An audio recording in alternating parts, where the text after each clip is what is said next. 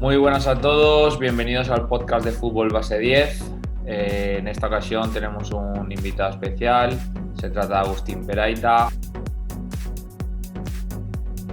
Ahora vamos a presentar a Agustín, remarcar que estamos muy contentos de tenerlo en el podcast porque es autor de varios libros, como ahora comentaremos, tiene una dilatada experiencia en el fútbol base y seguro que nos aporta muchas ideas, muchos conceptos que luego podemos aplicar en el campo. Bueno, primero que todo, bienvenido Agustín, muchas gracias por estar en el podcast. No, muchas gracias a vosotros por considerar que mis vivencias y mis opiniones son relevantes. Muchas gracias. Presentamos a Agustín, actualmente es segundo entrenador en el equipo sub-19 del Sabadell, es exanalista de la selección china sub-16, es exentrenador en proyectos internacionales vinculados con el Fútbol Club Barcelona, ha sido entrenador en la DAM, en el Europa y es autor de varios libros sobre táctica y metodología, destacando sobre todo del libro que hablaremos más tarde, que es el de espacios de fase. Y sin más demora, empezamos con la entrevista. La primera pregunta es un poco tus inicios, cómo fueron como entrenador, qué dio a pie para que te iniciaras en el mundo del entrenador y cómo fueron esas primeras experiencias, Agustín. Ostras, pues yo creo que como muchas personas de mi generación, el inicio yo creo que fue el PC Fútbol. Es decir, empezamos a sentirnos entrenadores en esas épocas donde en un CD con la carátula de Michael Robinson nos hicimos por primera vez con el PC Fútbol 5.0, 6.0, el 7.0, luego ya empezaron los Fútbol Manager y tal, pero yo creo que me picó el bicho de ser entrenador con esos videojuegos, con esos simuladores de entrenador, de gestión del club y tal. Y me gustaban tanto que a la primera ocasión que tuve, incluso cuando aún era jugador, era de juvenil, yo era juvenil de último año y en el club de barrio donde estaba jugando, pues ya empecé a ayudar al del cadete. Y al año siguiente faltó entrenador en el Juvenil B y yo que acababa de pasar mi época juvenil con otro amigo, Ángel Verastain, que ahora también es entrenador profesional, pues hicimos un tándem y dijimos, va, pues lo cogemos nosotros y fue una experiencia fatal porque no sabíamos nada, nos costaba mucho gestionar el grupo, mantener la disciplina y tal, así que los inicios fueron difíciles, los inicios fueron de entender la dificultad de pasar del videojuego a la realidad, a las personas, a los jugadores. Después de eso, no sé si estuve un par de años sin entrenar, pues la experiencia fue mala, ¿no? Es frustrante. Y empecé a hacer las licencias de entrenador.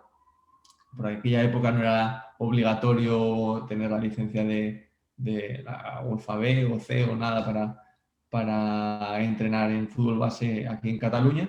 Así que dos años después de la experiencia me apunté a las licencias de entrenador y allí ya como que entiendes un poquito más la complejidad de las funciones de un entrenador y todo lo que tienes que conocer para poder hacer que el proceso evolucione para bien y no evolucione para mal, ¿no? Que a veces cuando la conducción del proceso no es buena, la vida de ese equipo pierde salud, no la gana, ¿no? Tú estás ahí para que el equipo gane salud. Y después del curso, pues es cuando ya hice el C, el B y el A, además de continuar con las prácticas, cuando ya empecé a tomármelo un poquito más en serio, más profesional, con más conciencia. Y a partir de entonces tuve muchas experiencias como primer entrenador aquí en fútbol base en Cataluña, hasta que entré en la bolsa de entrenadores del Barça, empecé aquí en la escuela de fútbol del Barça en Barcelona, que es un proyecto muy bonito, muy potente, donde hay mucho talento joven de fútbol 7.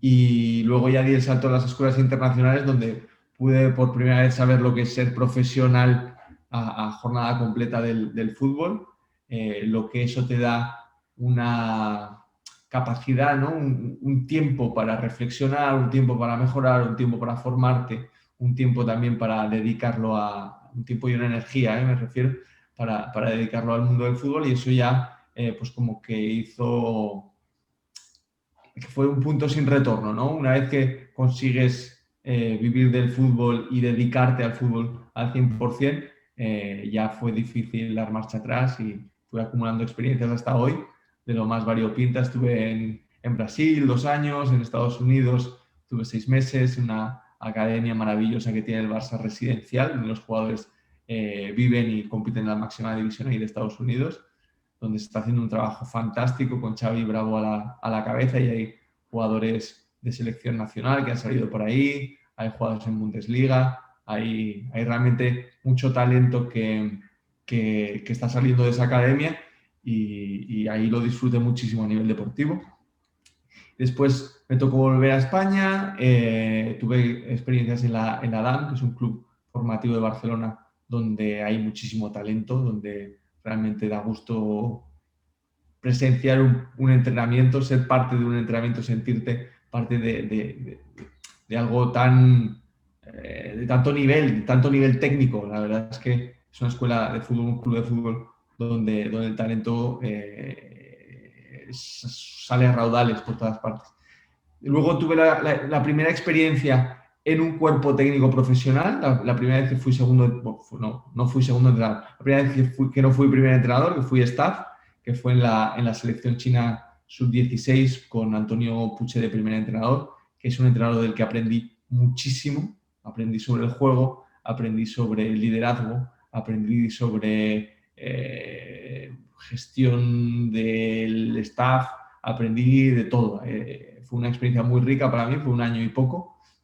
También me permitió viajar a China y ver lo que es un contexto pues, donde el equipo está en un hotel y puedes hacer todas las sesiones que quieres, puedes hacer las sesiones de vídeo que quieras y también me permitió ser videoanalista, ¿no? Que era una función que yo había hecho para mí mismo como entrenador, yo mismo me hacía mi propio análisis de vídeo, pero el hecho de ser videoanalista para otro hace que, además de que tengas que entender el fútbol como el otro lo entiende para poder enseñarlo en vídeo, que te puedas dedicar mucho más y ser mucho más perfeccionista, dominar las herramientas al máximo detalle y fue una experiencia también muy buena por eso, porque ya me da un bagaje profesional que puedo aplicar para mí o puedo aplicar para otros entrenadores. Y ahora en la vuelta, después de que con el COVID se cancelaron los campeonatos sub-17 que íbamos a disputar, la Copa de Asia y si nos clasificábamos el Mundial sub-17, volví a Barcelona y acepté la, la, oferta de un buen amigo, Marc Nomen, que es el primer entrenador del Juvenil División Honor del Sabadell, para asistirle y muy contento porque la categoría es muy bonita, la verdad es que era una pretensión que yo tenía siempre de ver el techo del fútbol base cómo era, ¿no? Y poder ser parte de él y la verdad es que es una gozada estar en ese escalón, ¿no? Que también te da la responsabilidad de, ostras, hay muchísima gente que le gustaría estar viviendo lo que yo estoy viviendo, así que vamos a ser muy responsables para aprovechar la oportunidad y sacarle todo el jugo, tanto en felicidad, tanto en disfrutarla, como también en poder aportar trabajo detallista, trabajo dedicado, trabajo que pueda aportar también a los compañeros de camino. Trayectoria resumida, la verdad que muy larga, muchas experiencias. Eso significa que eres una persona valiente y que te has animado también a cruzar el charco, que ahora cada vez hay más oportunidades, ¿no? De cruzar, de poder tener experiencias internacionales, de poder vivir del fútbol, de lo que nos apasiona, que eso la verdad es que es un privilegio. Pero bueno, siempre que te lo propongas y trabajes para ello, es súper importante. Ahora hablaremos un poquito de las diferencias que hayas podido encontrar de a lo mejor pues en América, China, España y demás, que creo que pues interesante para gente que a lo mejor tenga en mente salir y probar suerte fuera.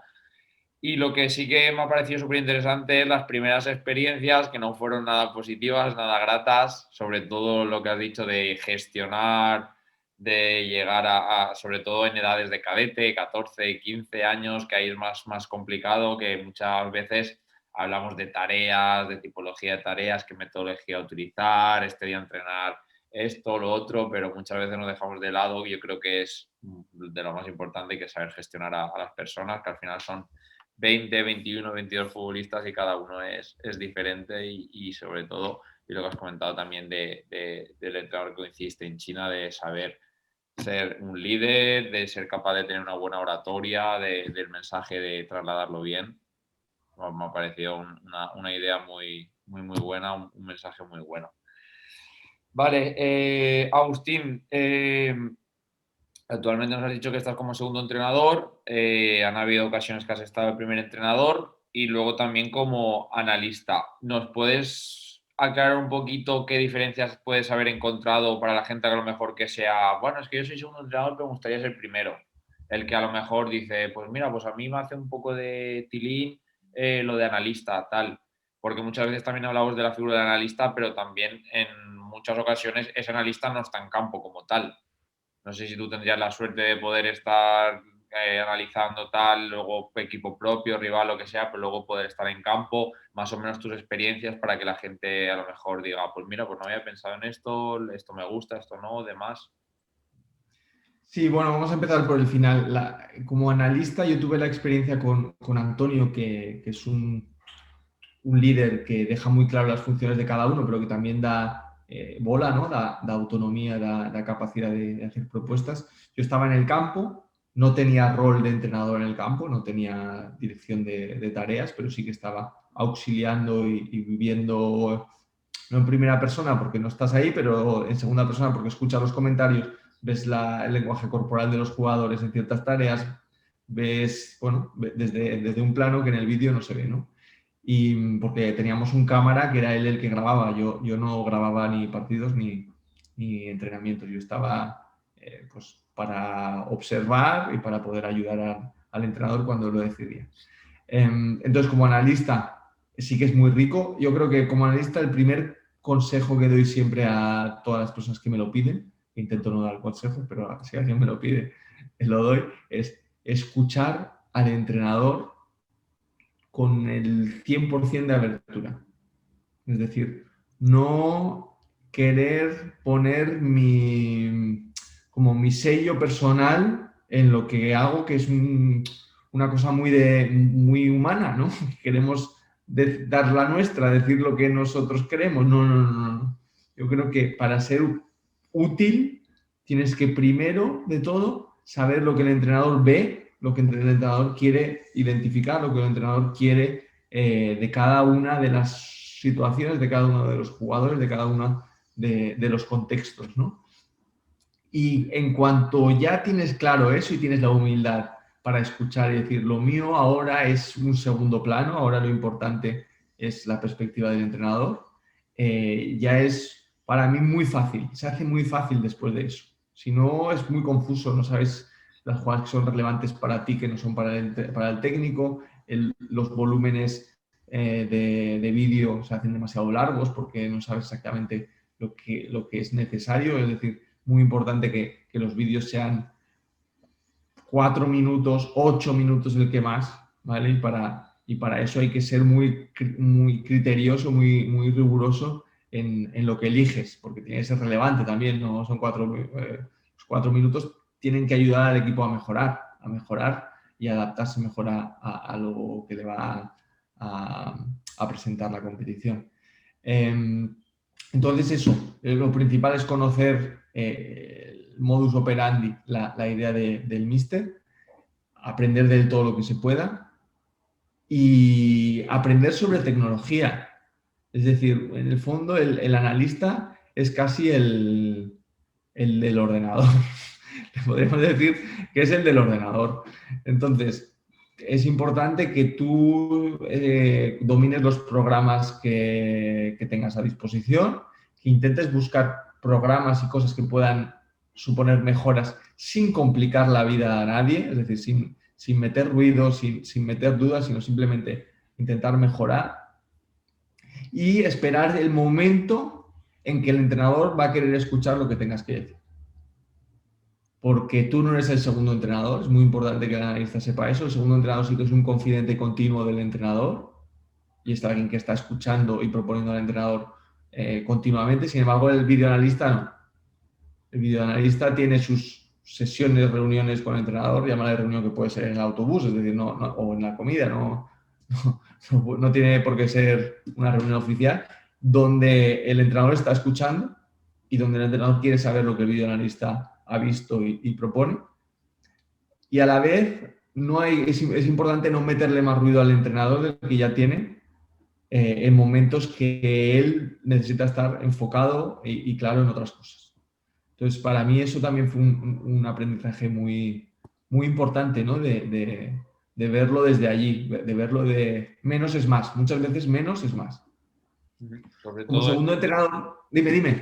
no, sobre todo el hecho de estar ahí para acompañarle, de quitarle trabajo, no meterle más trabajo y sobre todo tener claro esa comunicación, esa comunicación bidireccional de que él te diga lo que quiere y tú ser capaz de darle a él lo que tú dices, menos es más, de proporcionarle ese vídeo de 4 o 6 minutos y que diga, vale, perfecto, esto es lo que quería, estos 3 4 cortes, tal, súper, súper importante. Sobre el segundo entrenador, yo es la primera vez que lo hago esta temporada y está siendo desafiador desde el punto de vista de que estás muy cerca de ser el primer entrenador porque te metes en la diseño de tareas, te metes en la definición de los roles en el equipo, te metes en elaboración de convocatorias, te metes en charlas individuales con jugadores y a la vez no te puedes equivocar en que el primer entrenador es otro, que hay decisiones que las toma otra persona, que tú tienes un, un momento de condicionar, de poder dar información y tal, y que después, en cuanto la decisión está tomada, no puede ser la mosca cojonera de que yo habría hecho otra cosa o no, hay que ayudarle a acertar. Aunque tú hubieses hecho otra cosa, hay que ayudar a que con la opción que él ha escogido esto funcione. Y muchas veces también tener la humildad de decir, ostras, pues yo lo hubiese hecho diferente y esto ha funcionado. Y esto es válido. Y decir, mira, pues yo metodológicamente haría otras cosas y estas están funcionando por esto. ¿No? Y es rico también. Lo que te digo, tienes que a veces tener la conciencia de, vale, mi espacio llega hasta aquí. Y es importante que mi ego de entrenador, que todos tenemos, no haga que yo quiera entrar en una lucha de poder o en una lucha de quién tiene la razón. No. Tú estás para ayudarle a acertar, no para tomar la decisión. Tú estás para ayudar a que esa decisión que él tome funcione. Entonces eso también está siendo un aprendizaje continuo. Sí, no, sobre todo si tienes la suerte de rodearte de un primer entrenador que al final tenga más experiencia, más sabiduría, entienda más el juego y lleve muchos más años que tú en eso, a lo mejor puede no estar tan actualizado como puede estar un segundo en un momento dado, no puede tener a lo mejor tantos conocimientos de táctica o de la lógica del juego, pero bueno, yo creo que es lo que tú comentas, que al final te aportará otras cosas en otras áreas que a lo mejor tú estás un poco más verde y ese complemento entre los dos sin tú pasar esa raya e intentando remar hacia el mismo lado, al final lo bonito es eso, es hacer esa coyuntura, ese equipo de dos que uno se complemente a otro siempre respetándolo. No, yo lo siento que es muy importante la figura del segundo entrenador. Un segundo entrenador lleva al equipo del 8 al 10. Claro. Al equipo no. Lleva el trabajo, el proceso, ¿no? Del 8 al 10. Pero el 8 lo tiene que poner el entrenador. Entonces, el entrenador tiene mucha más responsabilidad, lleva mucho más el peso de todo, de la sesión, de la elaboración, de la planificación, de las decisiones, de las conversaciones con los directivos, con representantes. Entonces, está clarísimo que el trabajo del primer entrenador es el que marca el rumbo y el que marca el camino. O sea, por muy buen segundo entrenador que seas, si el primer entrenador no es competente y tal, el rumbo lo va a marcar él. Así que tú no vas a tener tampoco mucho margen. Sí, adaptarte, intentar adaptarte y ya está. Y sobre todo los primeros entrenadores, también habrá de todo, como hay de todo en todos los sitios, en todas las áreas, en el mundo, pero ellos también quieren rodearse de buenos segundos, es decir, ellos a la gente, si yo soy primero, yo tengo la responsabilidad, pero también quiero un segundo detrás mía, pues que me complemente, que me llene ese bote con los posibles vacíos, las posibles deficiencias que tenga ahí un poquito más y entre los dos eso formar ese buen equipo. Vale, Agustín, genial. Pasando a las experiencias que has tenido internacionales, que nos has comentado tanto con los proyectos internacionales del Fútbol Club Barcelona, luego cuando te fuiste a China, ¿cuáles son las diferencias relacionadas más con el fútbol? Imaginamos que luego culturales y demás habrán muchas y de más talla, pero en cuanto a nivel futbolístico, ¿qué diferencias son las que más te has sorprendido? Que has dicho, ostras, ¿cuánta diferencia hay entre Europa, entre América, entre Asia? Vale. Voy a hablar donde yo más experiencia he tenido ha sido en Brasil, Ah, es vale, donde estuve fenomenal. más tiempo. Perfecto. Entonces voy a empezar por ahí. Brasil, yo era un país que desconocía y el fútbol brasileño también lo desconocía por completo, por completo. No voy a engañar a nadie. Y me sorprendió muchísimo la riqueza futbolística que hay en Brasil, la cultura de fútbol que hay. O sea, es un país para ir a aprender, para ir a cargar la mochila, de verdad. Y hay profesionales de muchísimo nivel que están estudiando el fútbol, las últimas tendencias y que están creando cosas. Es decir, que no. Fue un país donde yo pensé que iba a enseñar y fui y realmente aprendí. Realmente aprendí. No tengo ninguna duda. Y me llevo muchos compañeros y muchos referentes de los que aprendo y de los que sigo con admiración, ¿sabes? Cuando sigues a un entrenador porque sabes que va a ir para arriba y porque sabes que este vale. Pues de esos en Brasil conozco muchos. Y el fútbol brasileño es muy rico, o sea, no es casualidad que haya tantos jugadores buenos brasileños. Es porque la cultura de fútbol ahí es muy, muy, muy, muy apasionada. Los jugadores, los niños, todos quieren ser jugadores, entonces las academias, las escuelas están llenas de jugadores que poco a poco su embudo es un poquito más exigente que el nuestro, que aquí en España juega federado casi cualquiera, en Brasil no, en Brasil solo juegan federados los de división de honor, por así decirlo, no hay preferente primera, segunda, tercera, cuarta. Ahí juegan solo federados los que están en los clubes profesionales. Qué curioso, no lo sabía. Qué bueno. Sí, sí, sí. Luego hay competiciones paralelas, no oficiales para los clubes de barrio, las escuelas de fútbol y tal, pero las federaciones regionales solo admiten a los equipos profesionales, ¿sabes? A los equipos que están en el fútbol profesional. Estás escuchando el podcast de Fútbol Base 10, el lugar en el que hablamos de la iniciación a tu deporte favorito. Después fui a Estados Unidos, donde me sorprendí mucho del nivel alto que vi. También yo vi la creme de la creme. Yo estuve ahí en una academia residencial donde los jugadores tenían mucho nivel, donde los jugadores estaban viviendo para ser profesionales, viviendo para dar el salto al fútbol profesional. Entonces, la cultura un poco americana de tomarse el deporte como una profesión, que aquí a veces se desvaloriza un poquito el fútbol como es como más un hobby, ten cuidado que te vas a tener que estudiar, no, ahí está muy bien que seas buen futbolista porque te va a ayudar a estudiar en una buena universidad, ¿no? Es complementario, no es o una cosa o la otra. Y eso me gustó, me sorprendió mucho y me gustó el hecho de que se tomen el deporte tan en serio para también poder ir a la universidad, para también tener beneficios económicos, para también tener una carrera profesional. Y el nivel que vi era alto. El nivel que vi ahí en la máxima categoría, sub-17 y sub-19, es realmente alto.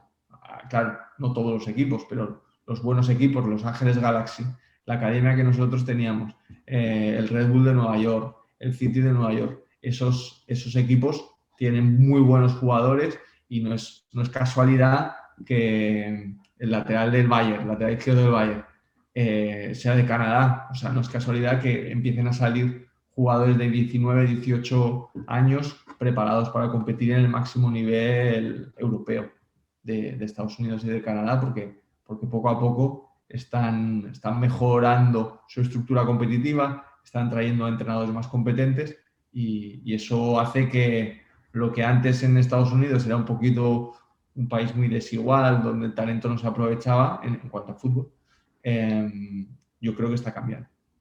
Y la última, que es en China, también me sorprendí muy gratamente con la apuesta de la sociedad, de la política, de las empresas en China por el fútbol. Es decir, los clubes de fútbol tienen muy buena financiación, por tanto tienen muy buenas instalaciones, por tanto tienen buenas residencias para los jugadores jóvenes y por tanto pueden contratar buenos entrenadores que están bien pagados.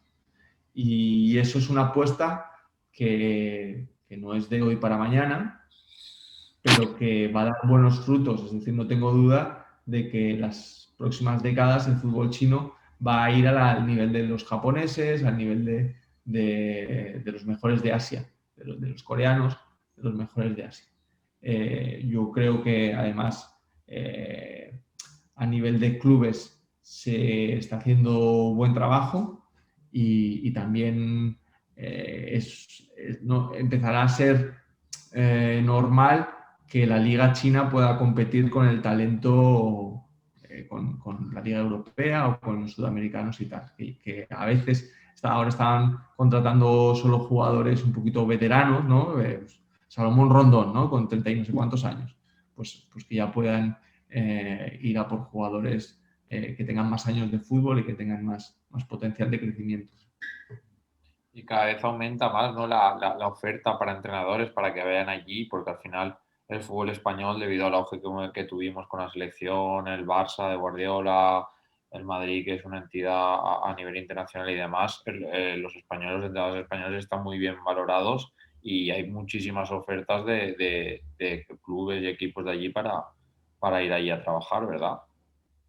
Sí, sí, sí. Es un mercado que ahora con el coronavirus está más cerrado, no nos engañemos.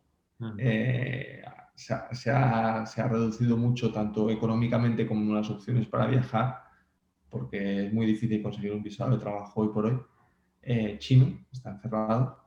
Pero claro, era antes del coronavirus un mercado en ebullición, en crecimiento para los entrenadores españoles y esperemos que lo vuelva a ser. Esperemos que cuando la pandemia nos dé tregua podamos volver a tener esas oportunidades. Sí, seguro que sí. Y aparte lo que comentabas de América también me parece muy interesante. También, sobre todo, lo que estoy viendo últimamente son muchos jugadores españoles que se van allí a jugar, se van becados, van a la universidad y se dedican a eso, pues a estar allí con una beca, a jugar a fútbol, que lo que les apasiona, les gusta y aparte seguir formándose académicamente.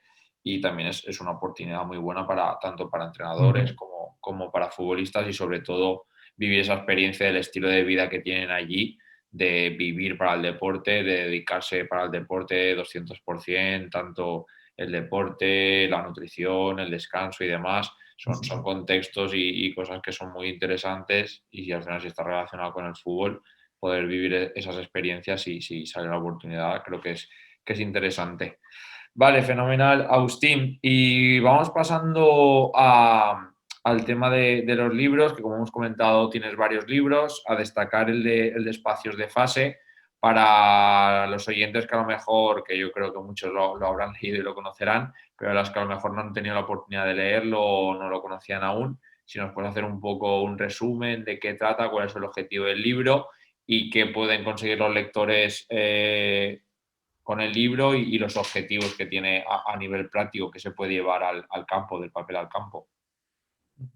Mira, pues yo en 2015, cuando entro en el Barça, yo era un adepto de la periodización táctica. Yo era muy estudioso, muy convencido de la periodización táctica y de su manera de contemplar el modelo de juego como panacea, como cosa más importante para el proceso, ¿no? Y en 2016, que ya llevaba unos meses en el Barça, hicieron la primera formación de entrenadores interna, la ECB Coaches Academy o una cosa así. Y fue la primera vez que Paco Serulo, como director de metodología, yo lo escuché igual, yo lo había dicho antes, ¿no? Pero yo entro en contacto con la teoría de los espacios de fase. La teoría de los espacios de fase, yo era muy reticente a todo lo que fuese entrenamiento estructurado y la teoría de Paco Seirulo, porque decía, no, a mí ya me convence más lo otro, a mí ya me tira, me encaja mejor lo otro.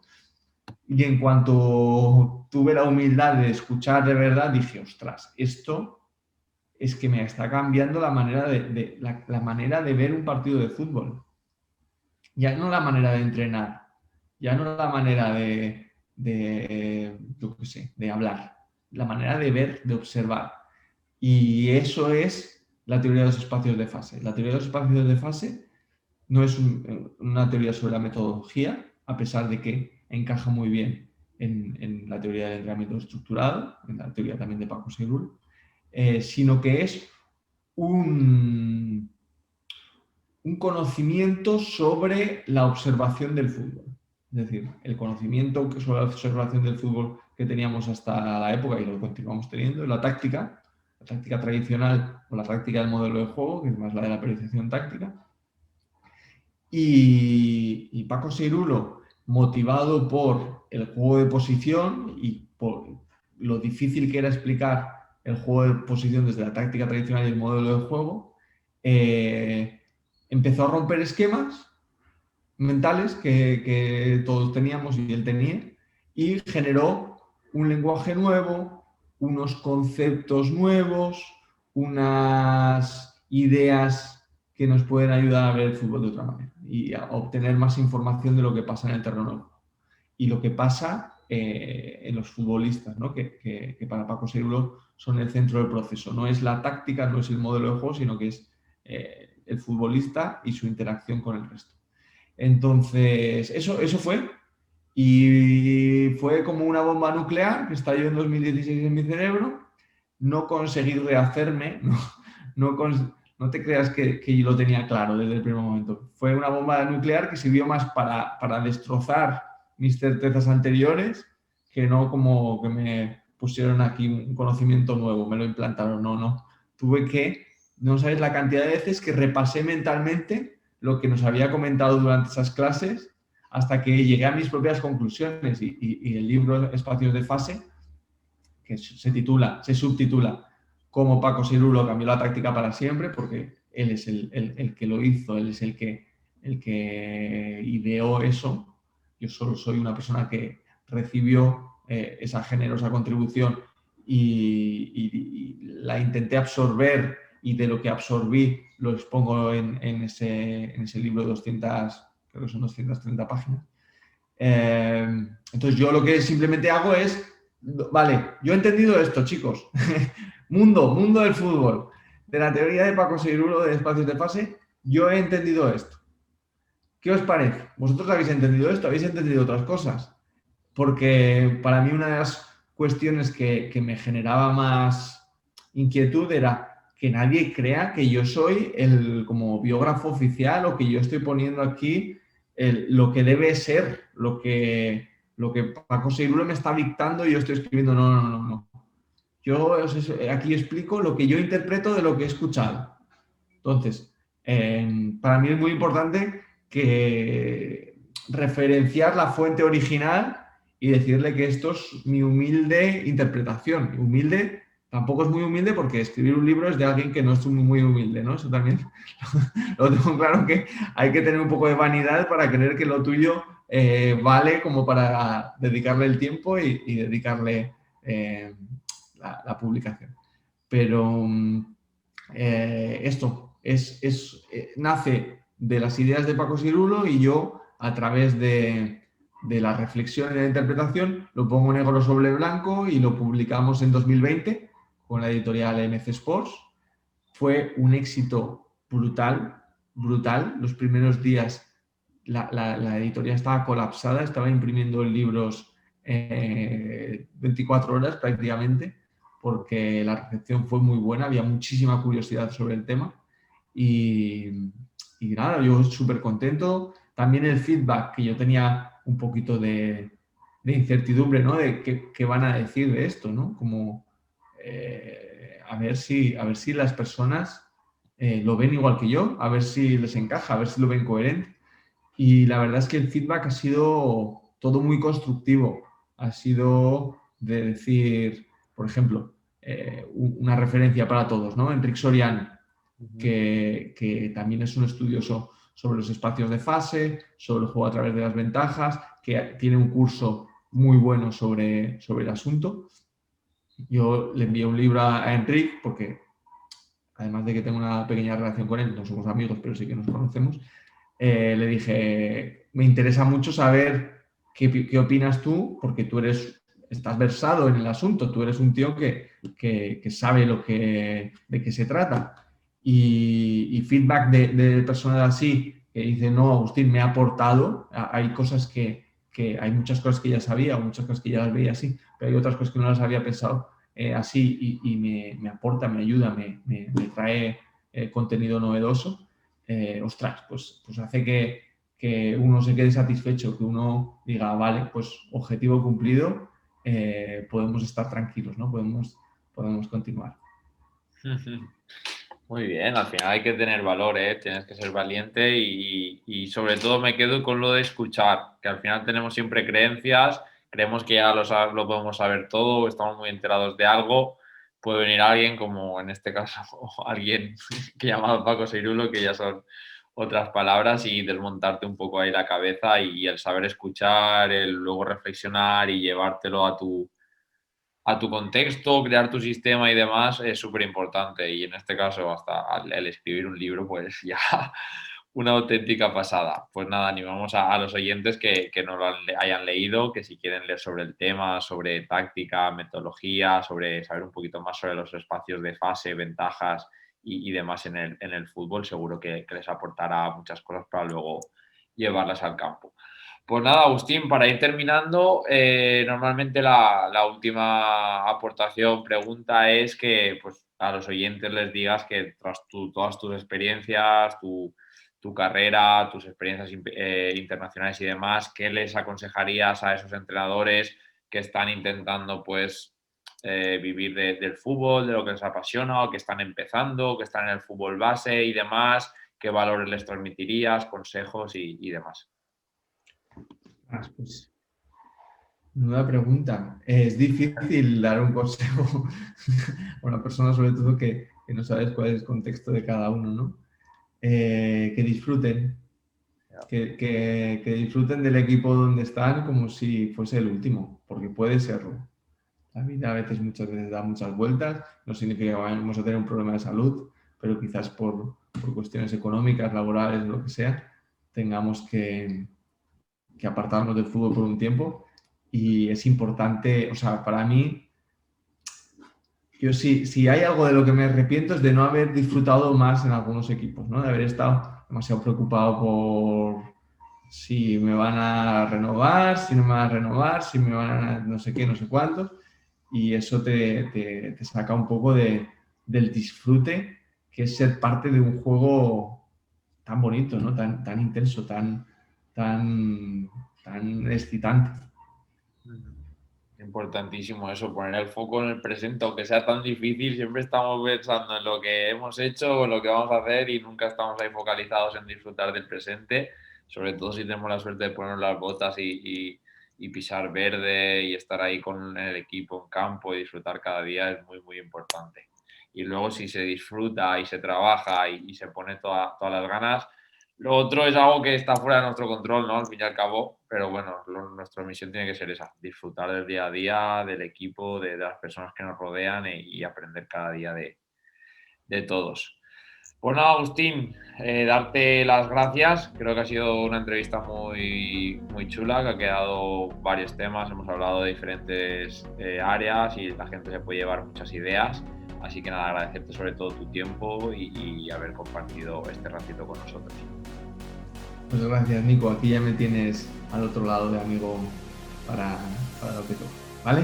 Fenomenal, Agustín. Muchísimas gracias. Y nada, los oyentes, recordarles que pueden seguirnos por las redes sociales, tanto en Twitter, Instagram, YouTube y demás, que seguiremos con los episodios semanales y nos vamos escuchando. Muchas gracias a todos por estar ahí. Hasta luego. Hasta aquí este episodio de Fútbol Base 10. No te olvides de suscribirte al canal si todavía no lo has hecho y darle like si te ha gustado el contenido.